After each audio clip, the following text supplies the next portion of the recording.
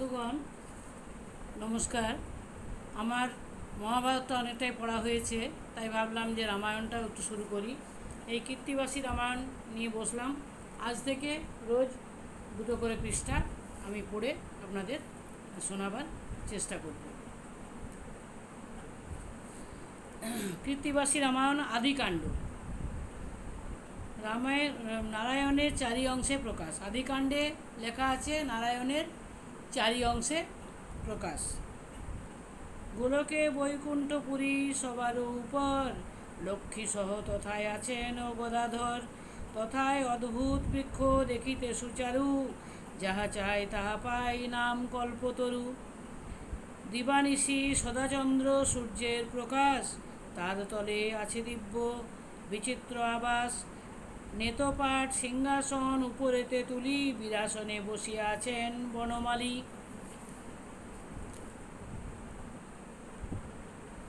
মনে মনে প্রভুর হইল অভিলাষ, এক অংশে চারি অংশে হইতে প্রকাশ।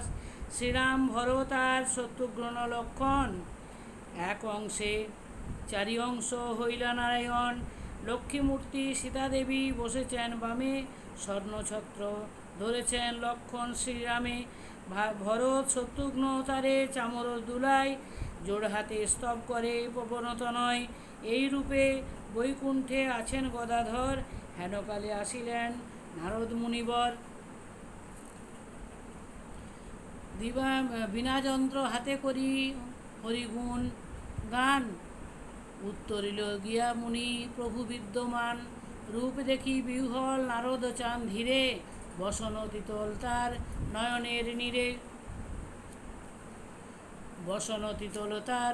নয়নের নীরে। হেন রূপ কেন ধরিলেন নারায়ণ, ইহা জিজ্ঞাসিব গিয়া যথা পঞ্চানন। ভাবিভূত বর্তমান শিব ভালো জানে, এ কথা কহিব গিয়া মহেশের স্থানে। এতেক ভাবিয়া যাত্রা করে মুনিবর। উত্তরিল প্রথমেতে ব্রহ্মার গোচর, বিধাতাকে লয়ে যান কৈলাস শিখরে।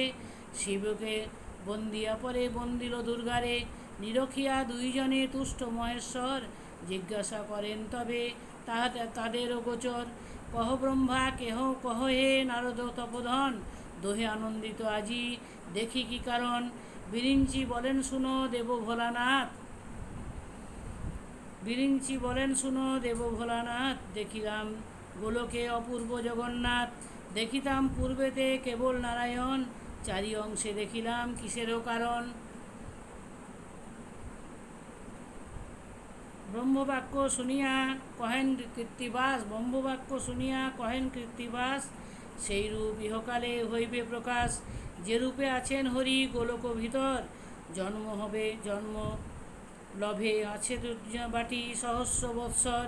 রাবণ রাক্ষস হবে পৃথিবী মণ্ডলে, তাহারে বধিতে জন্ম লবেন ভূতলে। দশরথ ঘরে জন্মিবেক চারিজন, শ্রীরাম ভরত আর শত্রুঘ্ন লক্ষণ। এক অংশে নারায়ণ চারি অংশ হয়ে, তিন গর্ভে জন্মিবেন শুভক্ষণ পেয়ে। জানকী সহিত রাম লইয়া রক্ষণ, পিতৃসত্য পালনার্থ যাইবেন বন। সীতা উদ্ধারিবে রাম মারিয়া রাবণ, লবকুশ নামে হবে সীতার নন্দন। মনুষ্য গো হত্যা আদি যত পাপ করে, একবার রাম নামে সর্বপাপে তরে। মহাপাপী হয়ে যদি রাম নাম লয়, সংসার সমুদ্র তরে। গোষ্পদের প্রায় হাসিয়ে বলে ব্রহ্মা শুনো ত্রিলোচন, পৃথিবীতে হেন পাপী আছে কোনজন। ধৈর্যটি বলেন মোর বাক্যে দেহ মন, মধ্যপথে মহাপাপী আছে একজন।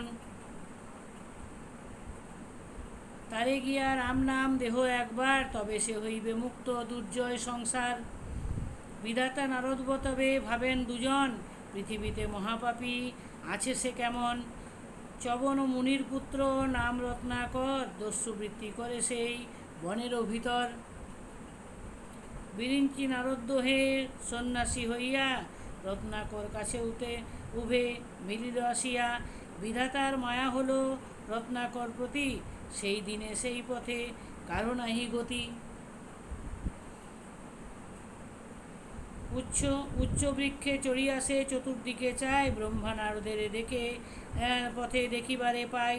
ভাবে মুনি রত্নাকর লুকাইয়া বনে, সন্ন্যাসী মারিয়া বস্ত্র লইব এক্ষণে। বিধাতা নারদ সেই পথেতে যাইতে, লোহার মুদগর তোলে ব্রাহ্মণ বধিতে। ব্রহ্মার মায়াতে তার মুদগর না চলে, মায়ায় মুদগর বন্ধ তার করতলে। না পারে মারিতে দস্যু ভাবে মনে মন, ব্রহ্মা জিজ্ঞাসেন বাপু তুমি কোনজন?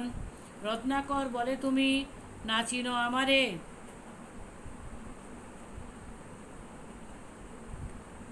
লইব তোমার বস্ত্র মারিয়া তোমারে। ব্রহ্মা বলে মোরে মারি কত পাবে ধন, করিয়াছ যত পাপ কহিব এখন।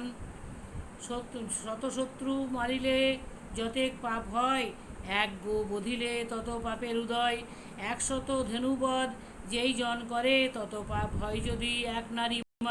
100 নারী হত্যা করে যেই জন, তত পাপ হয় এক মারিলে ব্রাহ্মণ।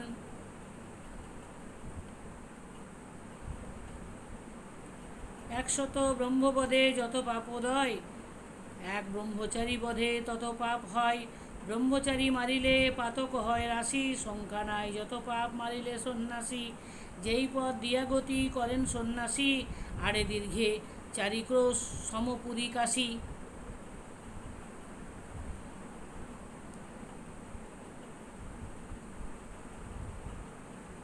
সে পাপ করিতে যদি থাকে তব মন, কর হইবে এসব পাপ কহিনু এখন। শুনিয়া কহিল দস্যু রত্নাকর হাসি, মারিয়াছি তোমা হেন কতেক সন্ন্যাসী। ব্রহ্মা বলিলেন যদি না ছাড়িবে মোরে, ভালো হলো দেখিয়া হে বদহ আমারে। যথা কীট পতঙ্গাদি পিপীলিকা গন্ধে, লোভে না আইলে আইসে মৃত খাইতে আনন্দে। মারিয়া দণ্ডের বাড়ি পারিবে ভূতলে, মারিয়া দণ্ডের বাড়ি পারিবে ভূমিতে। পিপীলিকা মরিবে আমার চাপেতে। পুনঃ কহিলেন পাপ করো কার লাগি, তোমার এ পাতকের কেহ আছে ভাগী। বলছেন যে তোমার এই পাপ যে করছো কেউ ভাগ নেবে? তোমার এই পাপের ভাগ কি কেউ নেবে? যাও জিজ্ঞেস করে এসো। পুনঃ বলিলেন পাপ করো কার লাগি, তোমার এই পাতকের কেহ আছে ভাগী। মুনি বলে আমি যত লয়ে যায় ধন, মাতা পিতা পত্নী আমি খাই 4 জন।